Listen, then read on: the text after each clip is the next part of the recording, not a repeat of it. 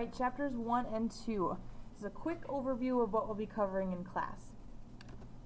So to start things off, anatomy and physiology are separate but very related. Anatomy is the study of the structure of the body parts, so what they look like, where they're located within your body, and physiology is the study of the function of those body parts. So you can't have one without the other. The structure is going to determine the function, and the function will depend on the structure. When we start to organize the body systems, we use different levels.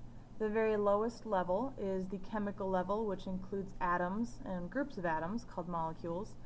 If we group those together and make a bunch of molecules, that will make up a cell right here. A bunch of cells make up a tissue.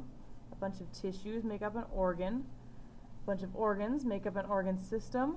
And then the last one, the organismal level, is the human body. Alright, key term, homeostasis. You'll hear homeostasis throughout just about every chapter in this book as we go through the course. Basically, it means balance. So it's your body's ability to maintain a relative state of normalness when you are confronted with different things in your environment. So you need to be able to control your body no matter where it is. If it's somewhere hot, if it's somewhere cold, if you're in pain, or if you are distressed by some sort of disease. The easiest way to look at this is kind of like a seesaw. So if there's a change in one direction, your body needs to figure out what to do with that. In most cases, you have a negative feedback mechanism. Here's a good example. So if you have a stimulus, let's start over here on the left side, your body temperature is rising. Let's say you are outside and it's really hot. Your body temperature rises. Your receptors are going to sense that change and tell your brain that something's happening. Your control center, which is generally the brain, needs to figure out what to do about that change. Your effectors are going to make something happen. They're going to cause an effect. And right now, since you were hot, you're going to sweat. That's the effector. So you're losing water, which helps to cool you down. Now you're back at normal. What if your body temperature were to fall? Well, kind of the opposite. The receptors are going to receive that information and sense that there is a change in body temperature. It's gone down. Your control center, which is your brain, will then decide what to do about it. Your effectors, which are skeletal muscles in this case, begin to make you shiver. And when you shiver, you're causing motion and work and friction, so your body is going to then warm back up. So you maintain that balance. Every time you tip one way or the other, your body is going to respond. The other type of homeostasis or feedback is a positive feedback mechanism, and that means when there's a change, it's going to keep changing in the same direction. So here's a good example with your with a blood vessel.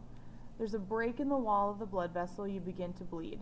Right? The first thing that happens here is we send platelets to adhere. Platelets are going to then start to plug up the hole, and that release of chemicals is going to attract more platelets and more chemicals. And that's going to keep going around and around in this positive feedback loop until we have a complete plug formed, and then we can stop.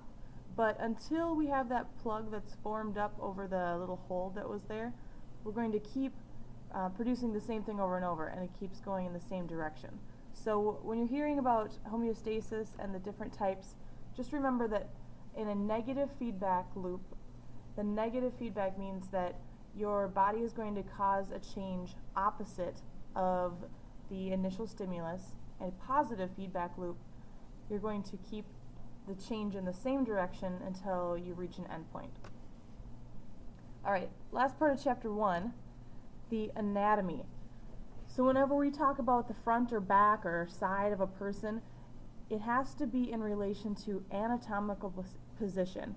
So if you are standing looking forward, palms facing forward, everything that you're seeing right here is the front of the person, or anterior side. The part that we can't see is the posterior, or back or dorsal side. If you are not familiar with these directional terms, get familiar soon, because we're going to use them all the time in this course, and probably in several courses after this, depending on what your field is. Superior and inferior basically mean up and down. Ventral and dorsal, front and back.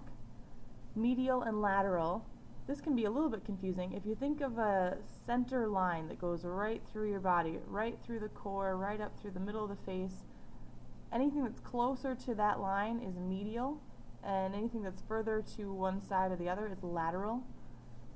Proximal and distal mean closer and further from the trunk of the body. And superficial and deep has to do with the outside to the inside. The more deep something is, the closer it is to the inside of your body. Two other terms to know are axial and appendicular. Axial is the axis of your body, so the torso and your head. Appendicular, those are the appendages, so arms and legs, fingers and toes. Three other things to know here. When we split the body, so if we're looking inside, we'll say that we're looking at a different plane. The sagittal plane will cut you into a right and a left side. It doesn't have to be a half. You could be split that's not down the middle, so it doesn't have to be a 50% right, 50% left. The frontal plane, which can also be called the coronal plane, splits you into a front and a back, and then transverse or horizontal is a top and a bottom. And that pretty much wraps up Chapter 1. Let's quickly go over a few terms from Chapter 2.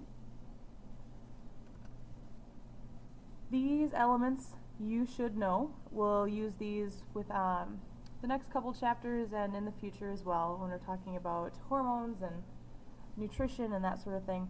So be familiar with these abbreviations. If you don't know them, look them up. We'll talk briefly about acids and bases, and this will be more important when we get to the blood chapter. But just remember that the higher pH, the higher number, the more basic that is.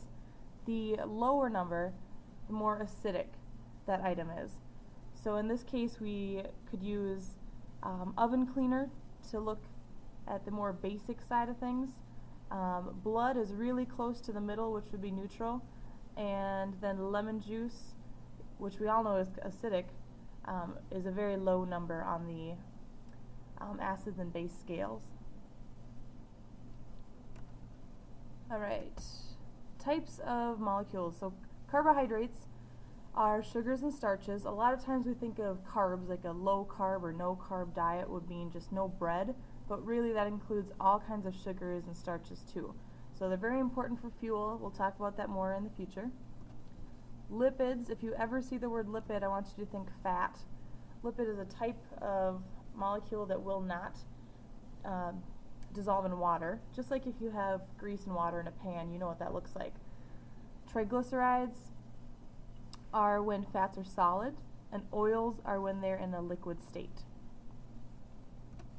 Proteins make up tons of things in your body, and most importantly, DNA and RNA strands that make up who you are. And the last thing to cover in Chapter 2 is ATP. You will hear about this over and over again. Every cell in your body uses ATP, which stands for adenosine triphosphate. It's basically what your body uses for energy, and it has very high energy bonds. So when you need energy, you can break apart this molecule, and the energy that's released from breaking those bonds will be used to perform a function within your body.